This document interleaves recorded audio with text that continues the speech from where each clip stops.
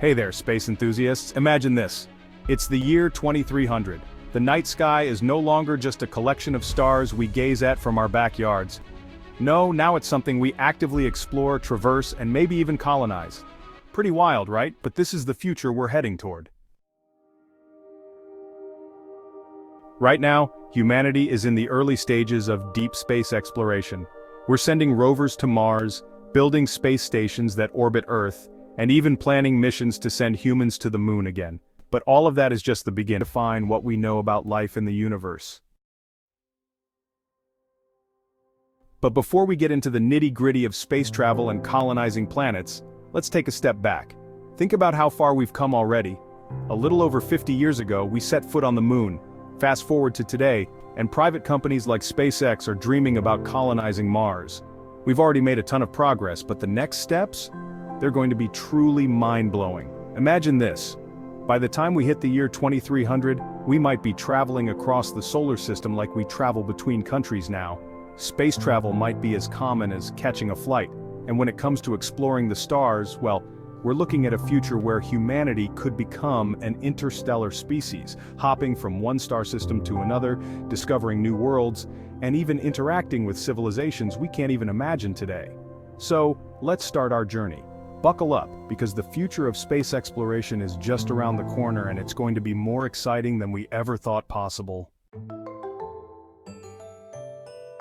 Alright, let's jump into what's going to make this all possible. The technology. Right now, space travel is tough. It's expensive, time-consuming, and we're limited by the technology we've got. But to explore the depths of space, especially when we're talking about traveling beyond our solar system, we'll need some seriously advanced tech. First off, let's talk about propulsion. Right now, we rely on chemical rockets. Think about the ones that launched Apollo missions or SpaceX's Falcon Heavy. These rockets are fast, but they're also really inefficient. They burn a lot of fuel and can only take us so far. If we want to travel to another star system, we'll need something far more powerful and efficient. Enter ion drives. These things are already in use today, powering probes like NASA's Dawn spacecraft. They work by using electricity to accelerate ions, basically charged particles, and shoot them out of the engine. The catch? Ion drives are incredibly efficient. They use much less fuel than traditional rockets, but they're slower.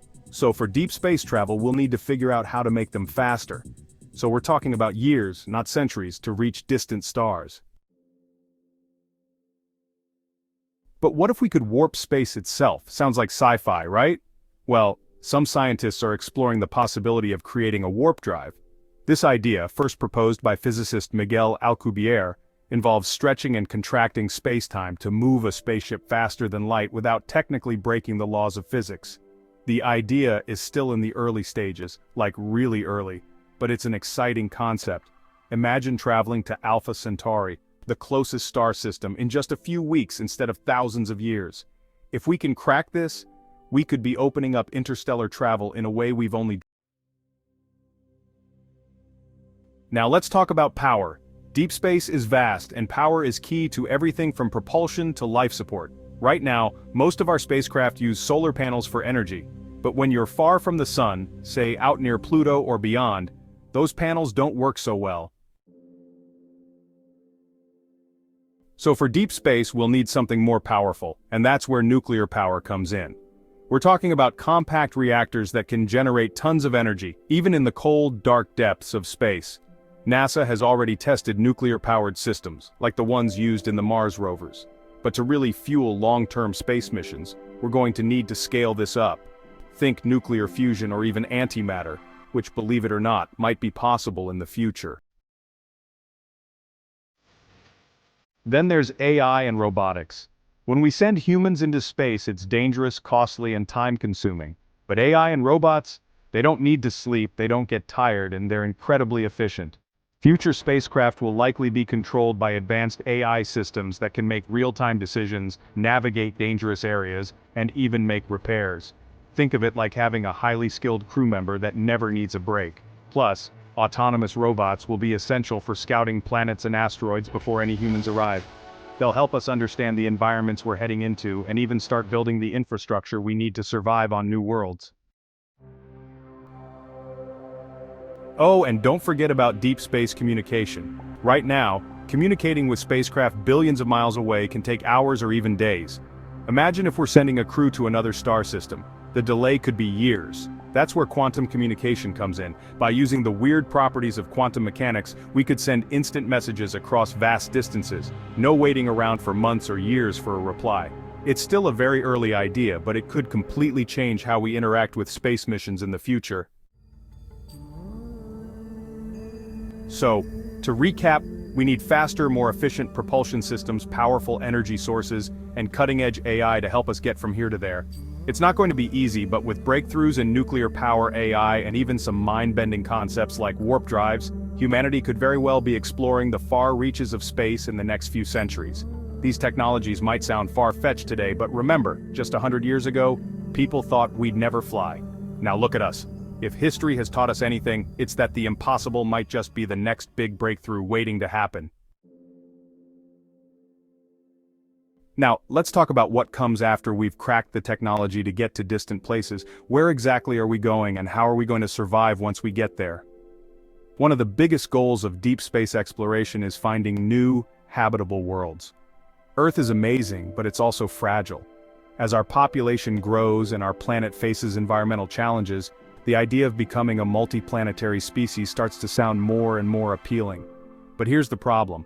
Finding a place that's suitable for human life isn't as easy as just pointing a spaceship at the stars and hoping for the best. The universe is vast and most of it is inhospitable. That's where the search for exoplanets comes in. Over the last couple of decades, we've discovered thousands of planets outside our solar system, many of which are in the habitable zone. That sweet spot around a star where conditions might be right for liquid water to exist. And, as we know, where there's water, there's a better chance for life. One of the most promising discoveries in this search has been the TRAPPIST-1 system, a group of 7 Earth-sized planets orbiting a cool dwarf star about 40 light-years away. Some of these planets sit in the habitable zone, making them prime candidates for future exploration. But how do we get there? Well, the good news is, we're getting better at detecting planets like these all the time. The James Webb Space Telescope, launched in 2021, is already sending back data that could help us identify potentially habitable planets in nearby star systems. But even with the best telescopes, actually getting to one of these planets will take centuries with our current tech. So what can we do in the meantime? Well, we're starting with the ones we know best, our own solar system. There's a lot of talk about terraforming planets like Mars. Terraforming is the idea of transforming a planet's environment to make it more Earth-like, basically, turning it into a place where humans can live without spacesuits. On Mars, this would mean thickening the atmosphere, warming up the surface, and perhaps even introducing life, like plants, to create oxygen. But terraforming Mars isn't a walk in the park. The planet is cold, dry, and has a very thin atmosphere. We'd have to find a way to generate a thick atmosphere to trap heat, potentially by releasing greenhouse gases like carbon dioxide. It's possible, but the scale of this project would be massive and take centuries if not longer. Still, there are some interesting ideas floating around, like using giant mirrors in space to focus sunlight on the planet or building massive industrial factories that could release gases to thicken the atmosphere. And if Mars doesn't work out, we might look further out. Moons like Europa, one of Jupiter's moons, or Enceladus, one of Saturn's moons, are prime targets for future exploration because they have subsurface oceans. These moons are frozen on the outside, but beneath their icy crusts, there's a real chance of life, maybe not advanced life, but microbial life. If we can figure out how to access these oceans and potentially live on these moons, they could offer another stepping stone to deeper space. But let's not forget, we're talking about long-term projects here. Humans aren't just going to land on a planet and set up shop overnight. We'll need self-sustaining habitats, places where we can grow food, recycle air and water, and keep ourselves healthy in an alien environment. This is where things get really interesting. Imagine domed cities on the surface of Mars, or massive underground biodomes on the icy moons of Jupiter. These habitats would need to be incredibly robust to protect us from radiation, temperature extremes, and all the other dangers that come with living off Earth. We also have to consider resources. For colonizing other planets, we'll need materials to build habitats, spacecraft, and life support systems. And guess what? There's no Home Depot on Mars, so we'll need to get creative. One idea that's been gaining traction is asteroid mining. Asteroids contain tons of valuable materials: metals, water, even precious metals like platinum.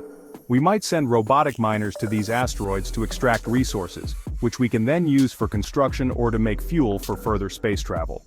If we can do this on a large scale, it could revolutionize the way we think about resource scarcity. But let's say we crack the technology, we find a planet we can live on, and we're ready to set up shop. How do we actually survive there? First off, we'll need closed-loop systems. This means creating habitats where everything is recycled: water, air, food, even waste. In these systems, nothing goes to waste. It's a tough challenge, but technology is advancing quickly, and researchers are already testing some of these systems here on Earth in isolated environments like the Mars-like habitats in Hawaii. Then there's the psychological aspect of space colonization. Living on another planet, far from Earth, could be incredibly isolating. Astronauts on the International Space Station already deal with isolation, but being on a distant world with no contact for years or decades, that's a whole new level. We'll need to figure out how to keep colonists mentally healthy and how to manage the social dynamics of living in such a confined, high-stakes environment.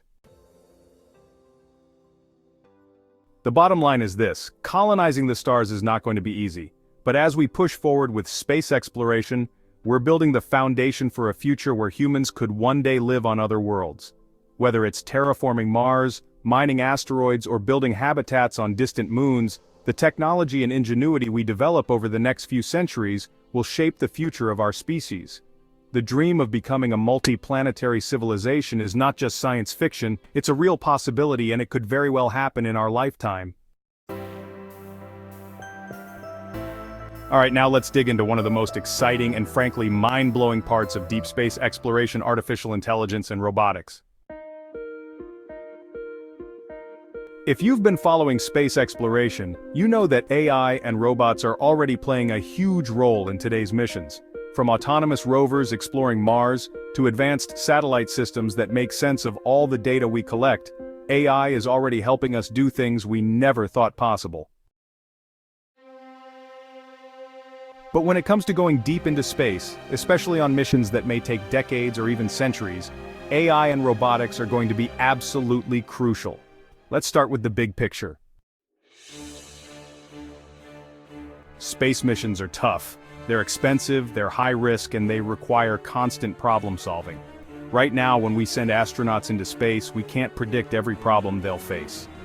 They need to be prepared for everything, from engine malfunctions to medical emergencies. But imagine this: a spacecraft traveling to another star system, carrying not just humans, but a whole team of AI assistants. These AI systems would be responsible for everything, from navigation to maintaining the ship's life support. They could monitor every single system in real time, detecting and solving problems before humans even know they exist. And these AIs would be learning the entire time, improving as they go. Now, we're not talking about AI in the way we think of it in movies. These robots won't have human-like consciousness or emotions, but they will be incredibly capable. They'll understand complex systems, predict issues before they happen, and make decisions based on vast amounts of data. Think of them as highly advanced co-pilots, always monitoring, always improving.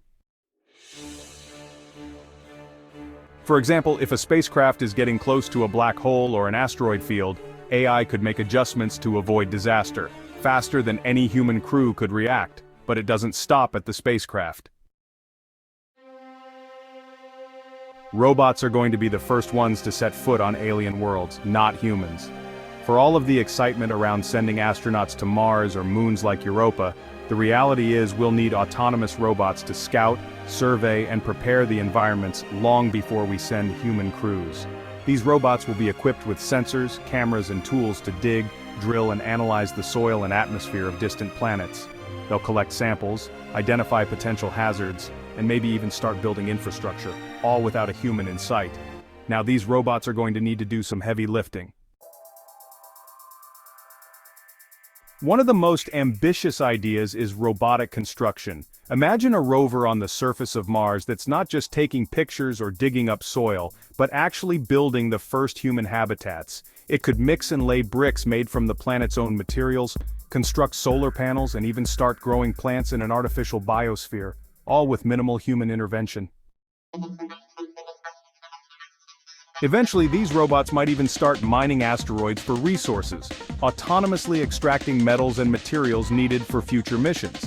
These robots would be the ultimate multitaskers, doing everything from research to construction, mining, and even self-repair.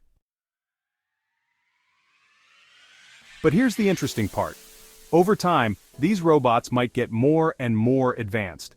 Right now, most robots are built to do specific tasks.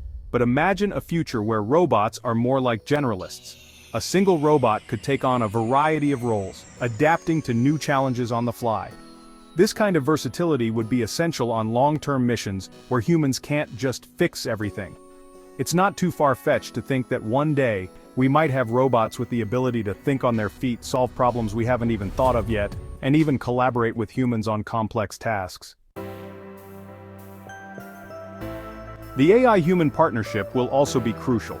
On long-duration space missions, say a crew traveling to Proxima Centauri, which is over 4 light-years away, astronauts are going to be isolated, far from Earth, with limited communication. This is where AI can really shine. Advanced AI could act as a companion to astronauts, providing emotional support, helping with problem-solving, and keeping the crew's mental health in check. The AI could simulate social interactions, offer advice, and keep the crew engaged, all while managing the technical side of things. Think of it as a super intelligent mission director who's always there, 24/7. And let's not forget the communications aspect. Right now, sending a signal from Earth to Mars can take anywhere from 13 to 24 minutes, depending on where the planets are in their orbits.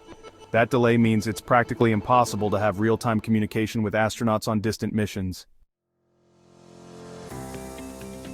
But AI could help bridge that gap. If an astronaut encounters a problem, whether it's a mechanical failure or a health issue, AI could analyze the situation and suggest solutions instantly, no waiting around for mission control to respond. Over time, we might see AI become so advanced that it can act as a fully autonomous decision-maker during emergencies. If something goes wrong on a spacecraft, AI could make split-second decisions to save lives. What about sentient AI? This is where things get a bit more speculative. Right now, we're building AI that's designed to assist us, not to think and feel like we do. But could AI eventually become self-aware? Could we create machines with their own goals, desires, or even consciousness? It's a wild thought, but it's something many researchers are considering as AI continues to advance. If we reach that level, we might have AI companions on space missions who not only help with tasks but develop their own personalities. Could AI become a trusted crew member or even a captain, guiding humans through the vastness of space?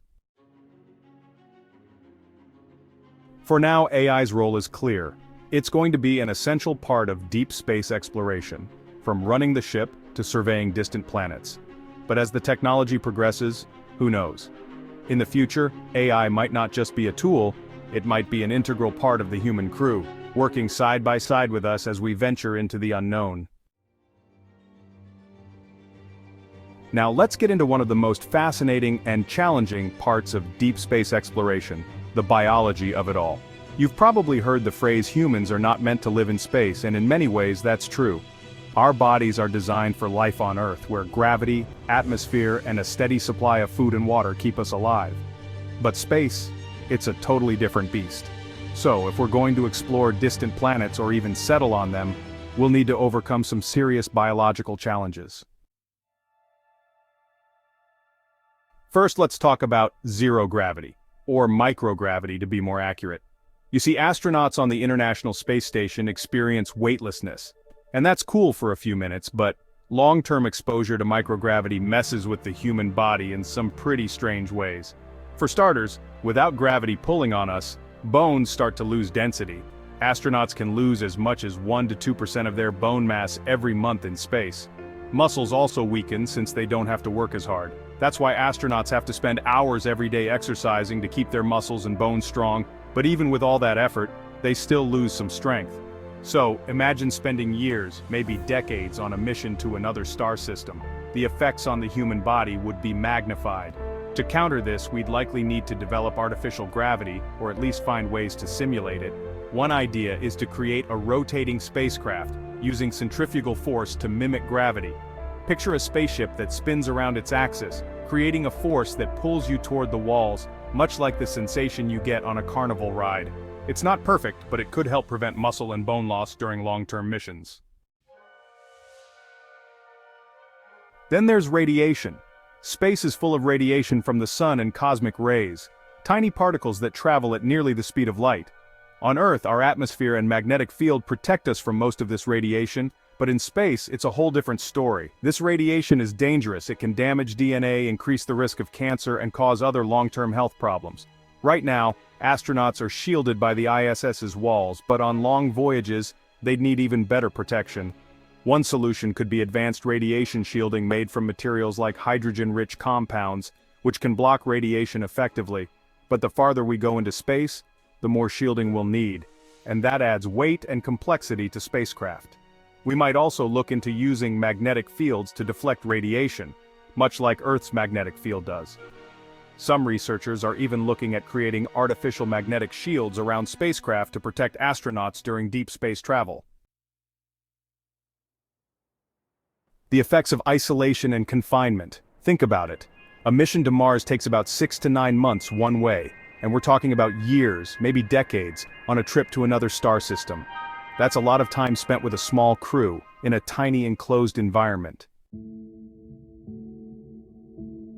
Without the usual distractions or comforts of Earth, mental health could become a serious issue.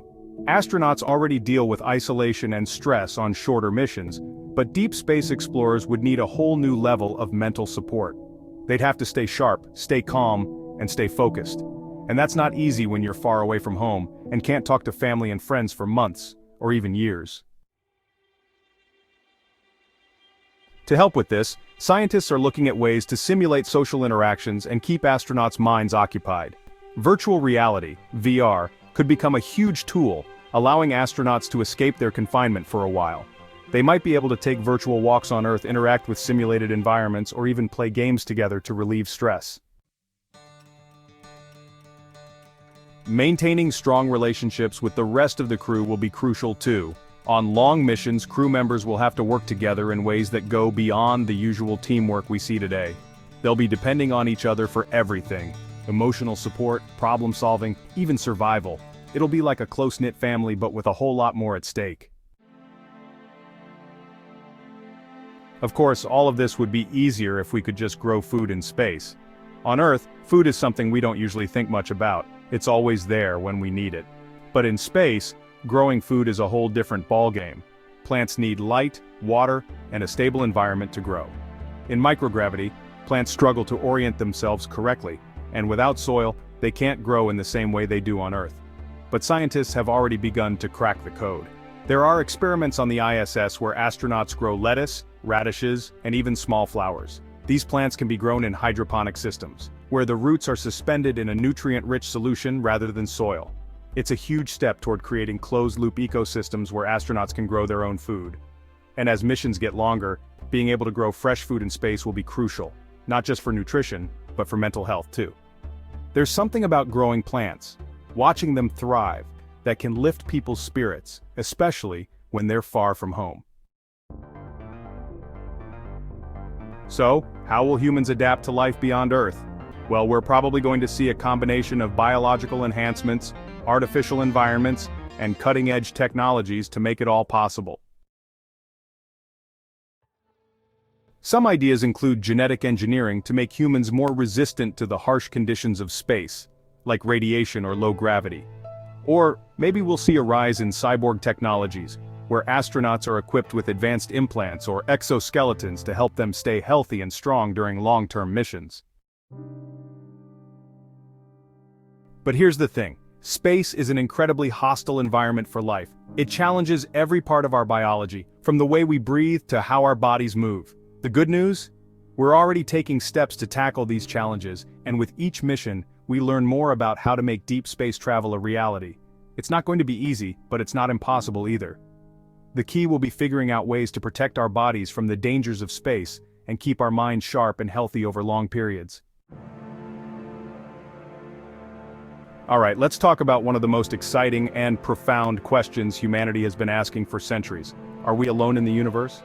As we venture deeper into space, we're not just looking for places where we can live, we're also searching for life itself.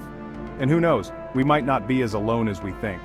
We've been looking for extraterrestrial life for a long time, and it's a question that seems to go hand in hand with deep space exploration. For years, scientists have been studying planets and moons in our own solar system that might have the right conditions to support life, past or present. One of the most promising candidates is Mars. It's got a history of liquid water, it has some interesting chemistry, and it's relatively close to us. Mars rovers like Curiosity and Perseverance have been searching for signs of ancient microbial life in the Martian soil. They've found evidence that suggests Mars once had a much wetter and warmer climate, possibly capable of supporting simple life forms. Then, we've got Europa and Enceladus, moons of Jupiter and Saturn respectively, that could potentially harbor life beneath their icy surfaces. Both moons are believed to have subsurface oceans where liquid water might exist, and where life could potentially thrive. In fact, in 2020, NASA announced plans for the Europa Clipper mission, which will explore Europa's ice shell, trying to determine whether it might have the ingredients for life. This is huge. If we find microbial life under the ice of Europa or Enceladus, it would change everything we know about life in the universe. The search is expanding to distant exoplanets, planets orbiting stars outside our solar system.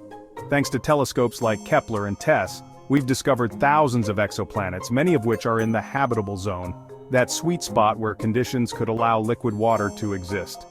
Some of these planets are in the so-called Goldilocks zone, where the temperature is just right for life as we know it. Well, that's where the SETI, terrestrial life. In our search for alien life, we tend to focus on carbon-based life, the kind we're familiar with. But what if life forms out there are completely different from anything we can imagine? Some scientists propose the idea of silicon-based life or even life that doesn't rely on water at all. If we do find evidence of alien civilizations, what will that mean for us? Will it change the way we see our place in the universe? Will it push us to rethink our understanding of life itself? The implications of finding intelligent life would be huge, changing everything from religion and philosophy to politics and technology. In fact, whether by advanced technology, distant signals, or other means, can't be entirely ruled out. Answer that question could be closer than we think. Okay, so far we've covered the excitement of space exploration, finding new worlds, venturing into the unknown, and possibly discovering alien life. But as we start looking further out into the universe, we're also facing some serious ethical questions. The farther we go, the more responsibility we'll have, not just to ourselves but to any potential life we encounter, and even to the environments we explore. Space exploration isn't just about technology and discovery, it's also about the values and decisions that shape how we go about it. One of the big questions is, should we colonize other planets? As we've discussed, Earth has its challenges. There's a concept known as the planetary protection principle, which suggests that we should be careful not to contaminate other planets with Earth life, either accidentally or intentionally. This principle is already in play when we send probes and landers to other worlds. Before we send a rover to Mars, for instance, NASA sterilizes it to make sure it doesn't carry any microbes from Earth. But as we move towards sending humans to Mars, the conversation becomes more complicated. When humans step foot on a planet, we can't simply sterilize everything. The potential to harm or disrupt the planet's natural environment becomes far more significant. Now let's zoom out a bit. What about other life forms we might encounter, either on planets like Europa, or even on exoplanets light years away? Let's talk about resources. If humans start mining asteroids or harvesting materials from other planets, it raises the question, who owns these resources? Are they humanity's to take, or should they be preserved? As more and more nations and private companies enter the space race, we might need international laws and agreements to prevent a Wild West scenario where companies stake claims on entire moons or planets. The idea of space as a shared domain, a global commons, has been a point of debate for years. If humans start mining other worlds, will it lead to exploitation, or will we work together to ensure that these resources are used responsibly? There's also the question of space debris. Right now, Earth's orbit is becoming more crowded with satellites, space stations, and even discarded rockets to navigate and make decisions during long-term missions. But who gets to decide what these AIs do? What if they make mistakes, or what if their actions conflict with human values?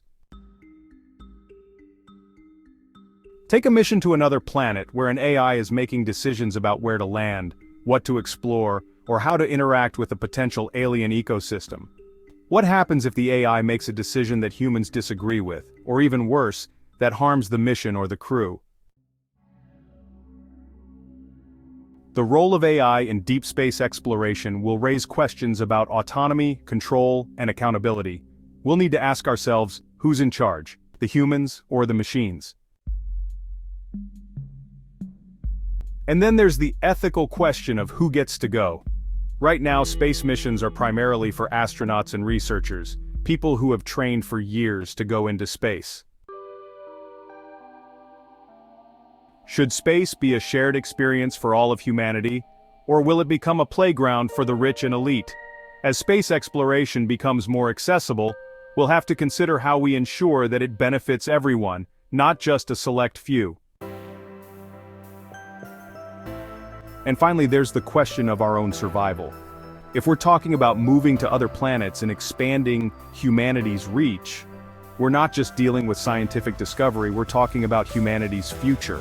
The possibility of making humanity a multi-planetary species is thrilling, but it also raises questions about the risks of failure. Now that we've covered the challenges, the technologies, and the ethical dilemmas, let's look ahead to the most exciting part of the journey, the future of humanity in the cosmos. When we talk about space exploration beyond the year 2300, we're really asking the question, what does the future of humanity look like in the vastness of space? It's an open-ended question, but one thing's for sure. Our future in space is going to change everything. How we live, how we think, and how we interact with the universe around us. First, we need to talk about the idea of interstellar travel. Right now, it takes us years just to get to the nearest planets. A trip to Proxima Centauri, the closest star to our solar system, would take over 4 years at the speed of light. In the far future, we might develop advanced propulsion technologies like the fusion drive, antimatter propulsion, or even the Alcubierre warp drive, theoretical concepts that could allow us to bend space-time and travel faster than light. Imagine traveling to other star systems in a fraction of the time it takes now. The idea of human colonies on distant stars could become a reality, but only if we unlock the secrets of faster-than-light travel. Let's talk about human expansion. As much as we love Earth, it's only one small planet in a vast, uncharted universe. For humanity to truly secure its future, we'll need to go beyond Earth and beyond Mars. By spreading out across the stars, we would essentially safeguard our species against existential threats, things like asteroid impacts, supervolcanoes, or even catastrophic climate change. Colonizing other planets would make humanity a multi-planetary species, and if something ever happened to Earth, we could survive on Mars, Europa, or even beyond.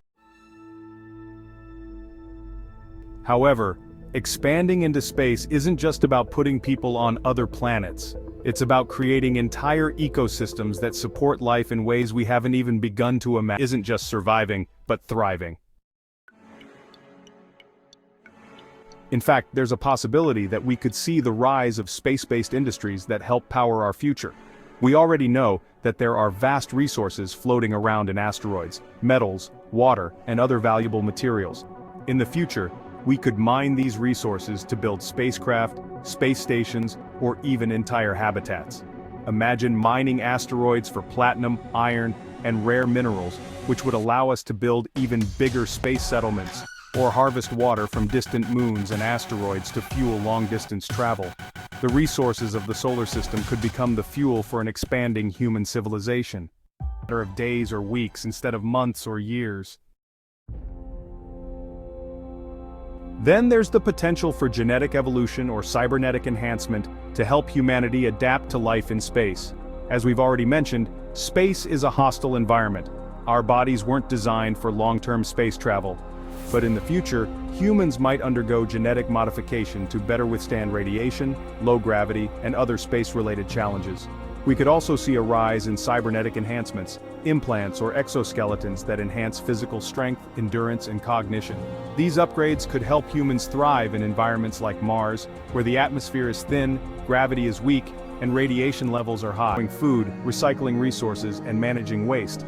We'll need to think about how to preserve the environments of other planets, even as we use them for our own survival.